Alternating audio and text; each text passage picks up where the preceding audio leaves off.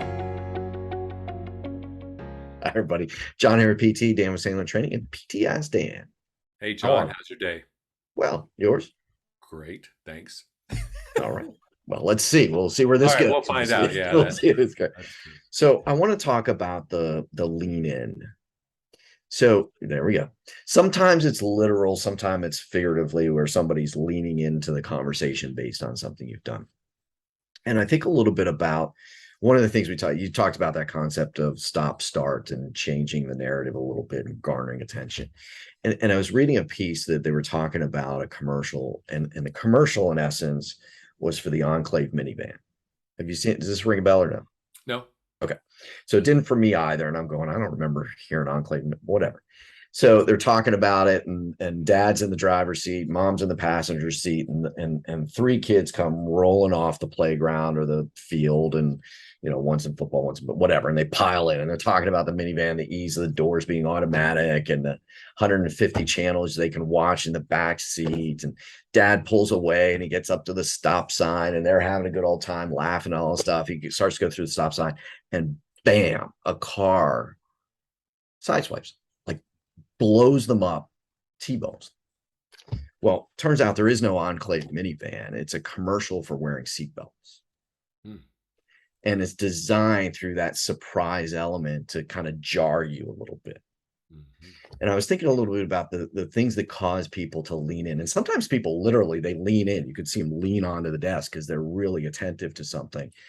But there's other ways to tell that somebody's now more engaged. So what are some of the things that you think about on ways to help people lean in? You mentioned start stop, but maybe some other ways that get people better engaged.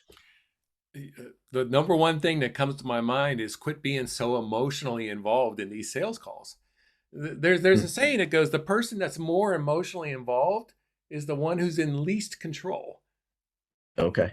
So, give you an example. If I have a teenage son or daughter and they're looking at me like, yeah, whatever, dad. And I'm like, well, please come do the blah, blah, blah. Who's in control of the relationship? They Yeah. are. And so we need to be like that. If an owner says to me, hey, I need a quote or a proposal, be like, why would I do that? Yeah. I don't want to be that little yippy yappy dog that's going around, oh, please buy, buy, buy, buy, buy. I want to be like that dog sleeping on the porch who opens up the one eye and goes, why are you bothering me Right. again? Now don't act like that. But No, I but get it. but what it does psychologically, see, when we start to push people away slightly, nurturingly, psychologically, and they really want to work with us, or they think that we have a solution to a problem, they actually come after us. There's the They change. do. Yeah. Yeah, there's some really small things that over the years I found to be very powerful. Silence is a really big one for me. I'm very comfortable with it to the extent of I'll sit there until somebody says, "Are you still there?" Or "I'm sorry, did I miss a question?" or whatever, and that's fine.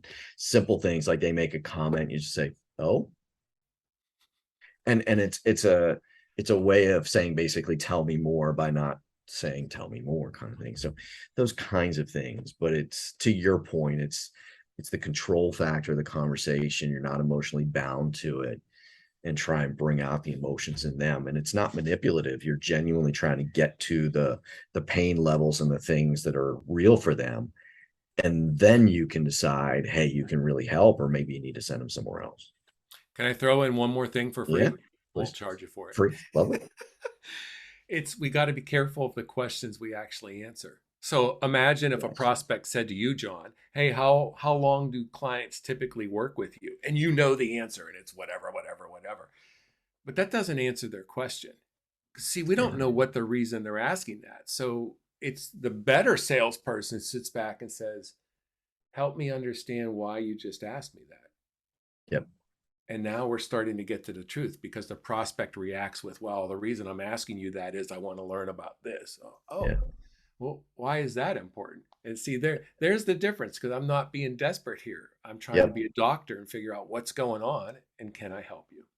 Yep. There we go. And we're so trained to, and this is where it can work well for us if we're good at asking questions. But generally speaking, we grew up with the answer the question, you were asked a question, that kind of mentality. And so sometimes people ask and we just knee jerk, we answer. I agree. See you tomorrow. Have fun.